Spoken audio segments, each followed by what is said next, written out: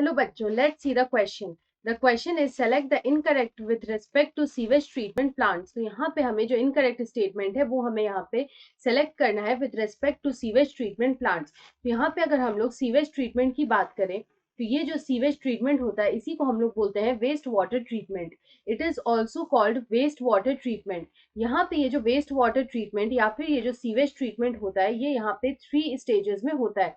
The primary stage, the secondary stage and the tertiary stage. तो यहाँ पे अगर हम लोग एक एक करके सारे स्टेटमेंट्स को चेक करें तो हमारा जो फर्स्ट स्टेटमेंट है उसमें यहाँ पे लिखा है कि in anaerobic sludge digester gases like methane, hydrogen sulphide and carbon dioxide are also produced. तो यहाँ पे अगर हम लोग एन एरोबिक स्लज डाइजेस्टर की बात करें तो यहाँ पे जो एन एरोबिक स्लज डाइजेस्टर होता है यानी कि जो माइक्रोब्स होते हैं जो यहाँ पे एन एरोबिकली एक्ट करते हैं और इसको डाइजेस्ट करते हैं, तो वो क्या करते हैं कि यहाँ पे such an aerobic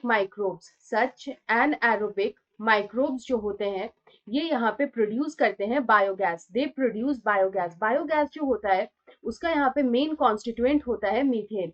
methane constitutes about 60 to 80% of biogas.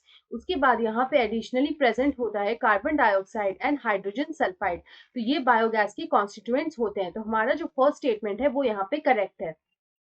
उसके बाद अगर हम लोग अपना सेकंड स्टेटमेंट चेक करें तो उसमें लिखा है कि primary treatment of sludge is based on sequential filtration and sedimentation. तो अगर हम लोग यहाँ पे प्राइमरी ट्रीटमेंट की बात करें तो प्राइमरी ट्रीटमेंट में यहाँ पे क्या होता है कि जब प्राइमरी ट्रीटमेंट होता है तो यहाँ पे स्मॉल और लार्ज वेस्ट पार्टिकल्स जो होते हैं, the small and large waste particles जो होते हैं उनको यहाँ पे रिमूव किया जाता है. These small and large waste particles are removed. और ये रिमूव किया जाता है by the process of sedimentation and filtration. By the process of sedimentation and filtration. तो यहाँ पे अगर हम लोग देखें तो हमारा जो सेकंड स्टेटमेंट यहाँ पे दे रखा है वो भी यहाँ पे हमारा करेक्ट स्टेटमेंट है. उसके बाद अगर हम लोग सी देखें तो लिखा है कि bacterial flocs are allowed to sediment in settling tank when BOD of the sewage is high. तो यहाँ पे क्या होता है कि जब बीओडी जो होता है यानी कि जो बायोकेमिकल ऑक्सीजन डिमांड होता है वो जब यहाँ पे लो होता है तो जो बैक्टीरियल फ्लॉक्स होते हैं, these बैक्टीरियल फ्लॉक्स जो होते हैं they are allowed to sediment. They are allowed to sediment in the settling tank. They are allowed to sediment in the settling tank. तो ये बीओडी जब लो होता है तब हमारा यहाँ पे जो है तब हमारा जो बैक्टीरियल फ्लॉक्स है they are allowed to sediment in the settling tank. तो यहाँ पे हमें जो बीओडी है वो हाई दे रखा है तो ये हमारा गलत होगा. उसके बाद अगर हम लास्ट देखें तो ऑप्शन डी में हमारा जो स्टेटमेंट दे रखा है वो दे रखा है कि activated sludge is pumped into anaerobic sludge digesters to digest the bacteria and fungi. तो ये भी हमारा यहाँ पे करेक्ट होगा क्योंकि यहाँ पे जो एक्टिवेटेड स्लज होता है, जो एक्टिवेटेड स्लज जो यहाँ पे होता है it is pumped into anaerobic sludge digestion.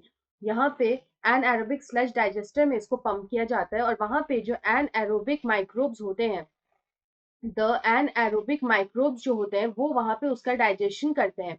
वो वहां पे डाइजेस्ट करते हैं bacteria and fungi. Bacteria and fungi, इसको यहाँ पे एन एरोबिक डाइजेशन होता है. तो यहाँ पे अगर हम देखें तो हमारा जो इनकरेक्ट स्टेटमेंट है वो है हमारा ऑप्शन सी, क्योंकि यहाँ पे हमारा लिखा है when BOD of the sewage is high, जबकि जो बायोकेमिकल ऑक्सीजन डिमांड या फिर जो बीओडी होता है वो यहाँ पे लो होता है, हाई नहीं होता है.